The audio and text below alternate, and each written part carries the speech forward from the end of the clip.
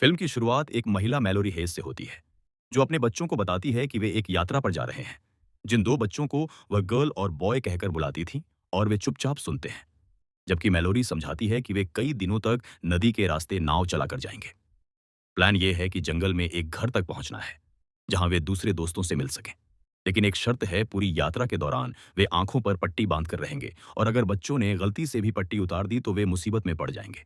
ये सब कहने के बाद मैलोरी उन्हें बाहर ले जाती है।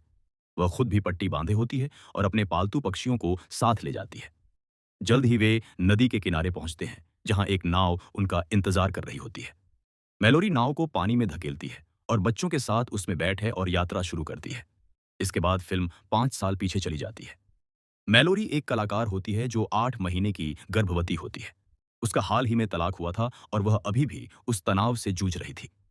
एक दिन जब वह पेंटिंग कर रही होती है, तो उसकी बहन जेसिका एक खबर लेकर आती है।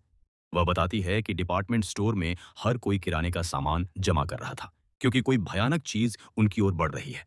मैलोरी, जो तलाक के बाद दुनिया से कटी हुई थी, इस बारे में अनजान थी, इसलिए वह टीवी चालू करती है। वो हैरान हो जाती है जब सभी न्यूज चैनल पूर्वी यूरोप में फैली एक रहस्यमयी वायरस की खबर दिखा रहे होते हैं। इस वायरस के लक्षण बहुत अजीब होते हैं। जो भी इन्फेक्टेड होता है, वह तुरंत आत्महत्या जैसा भयानक कदम उठाना चाहता है। लगता है कि वायरस उनके दिमाग पर काबू कर लेता है और उन्हें राक्षस जैसा बना देता है। हालांकि मैलोरी इसे गंभीरता से नहीं लेती, क्योंकि उसे लगता है कि यह अमेरिका से बहुत दूर है। थोड़ी देर बाद जेसिका उसे अस्पताल डॉक्टर के पास ले जाती है।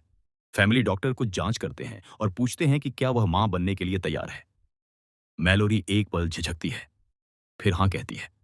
वापसी के रास्ते में वह एक अजीब सीन देखती है कि एक औरत लगातार अपना सिर कांच पर मार रही होती है। इससे मैलोरी को एहसास होता है कि यूरोप वाला वायरस अब अमेरिका पहुंच चुका है। वह तुरंत जेसिका से कहती है कि उन्हें घर जाना होगा, लेकिन तब तक चारों ओर अफरा तफरी मच चुकी होती है। सैकड़ों लोग इन्फेक्ट हो चुके होते हैं और खुद को मारने की कोशिश कर रहे थे। गाड़ियां टकरा रही थीं, लोग गिर रहे थे, और हर तरफ भयानक सीन होता है। जेसिका किसी तरह कार चलाती है, लेकिन अचानक उसकी आंखें ठहर जाती हैं और वह किसी अदृश्य चीज को घूरने लगती है। मैलोरी उसे होश में लाने की कोशिश करती है, मगर सब बेकार होता है। अगले ही पल कार का भयानक एक्सीडेंट हो जाता है। मैलोरी बच जाती है, लेकिन सदमे में जेसिका आत्महत्या कर लेती है। शहर अब युद्ध क्षेत्र बन चुका होता है। लोग हर तरफ मर रहे थे। मैलोरी सुरक्षा के लिए लोगों के पीछे भागती है, लेकिन गिर जाती है। जब एक महिला उसकी मदद के लिए घर से बाहर आती है, उसके पति के मना करने के बावजूद, दुर्भाग्य से वह अदृश्य शक्ति के कब्जे में आ जाती है और जलती हुई कार में चली जाती है, और वह जाकर अपनी जान दे देती है और कार ब्लास्ट करके उसे मार देती है। इसके बाद टॉम नाम का आदमी मैलोरी को घर के अंदर ले जाता है। वहां कई लोग होते हैं, मालिक ग्रेग, उसका दोस्त डगलस और अन्य लोग। सभी लोग मुख्य कमरे में इकट्ठा होकर उस अजीब चीज पर चर्चा करते हैं, जो दुनिया में तबाही मचा रही है। सबको पता है कि उसे देखना मौत को बुलाना है। टॉम अपनी बहन की मौत से टूटी मैलोरी को दिलासा देता है। बाद में सब मिलकर दरवाजे खिड़कियां बंद कर देते हैं, ताकि कोई बाहर झांक ना सके। अब सीन प्रेजेंट में आता है। मैलोरी और बच्चे 6 घंटे से नाव में होते हैं। कभी कभी वे कंबल ओढ़कर पट्टी उतारते हैं। मैलोरी वॉकी टॉकी से संपर्क करने की कोशिश करती है, लेकिन सिर्फ वही चीज उसका नाम फुसफुसाती सुनाई देती है।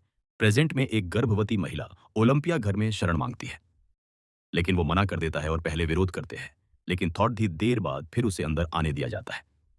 जब ओलंपिया अंदर आती है तो हमें पता चलता है कि वो भी प्रेग्नेंट है। बाद में ग्रेग सीसीटीवी देखने की कोशिश करता है, लेकिन वो चीज उसे स्क्रीन के जरिए काबू में कर लेती है और वह मर जाता है।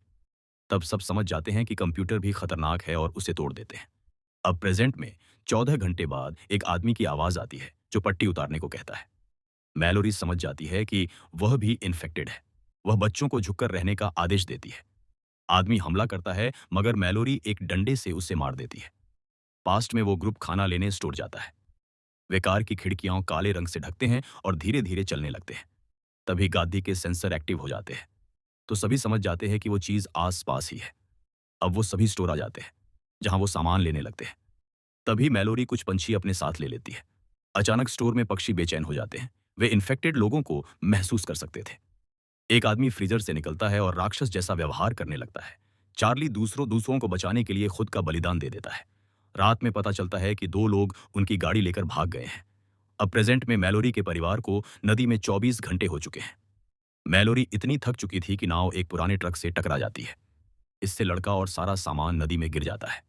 सौभाग्य से मैलोरी लड़के को बचा लेती है और नाव को किनारे लगा देती है। वह बच्चों को वहीं रुकने की चेतावनी देती है और सामान ढूंढने के लिए जंगल में चली जाती है। एक पतली रस्सी की मदद से वह एक छोड़ा हुआ अस्पताल ढूंढ लेती है, जहां से कुछ खाने पीने का सामान और कपड़े इकट्ठा करती है। जैसे ही मैलोरी इमारत से बाहर निकलती है, वह चीज उसे नाम लेकर पुकारती सुनाई देती है।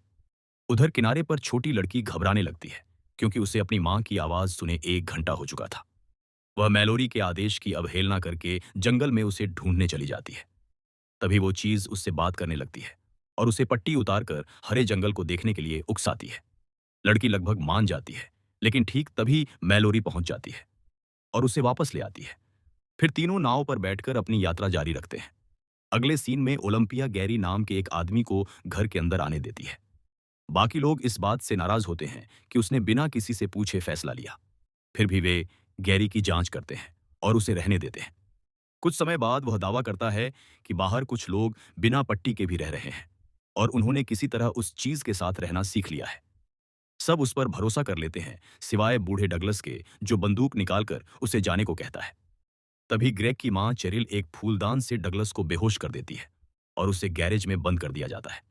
बाद में ओलंपिया परेशानी का कारण बनने के लिए माफी मांगती है, लेकिन मैलोरी उसे भरोसा दिलाती है कि उसने कुछ गलत नहीं किया।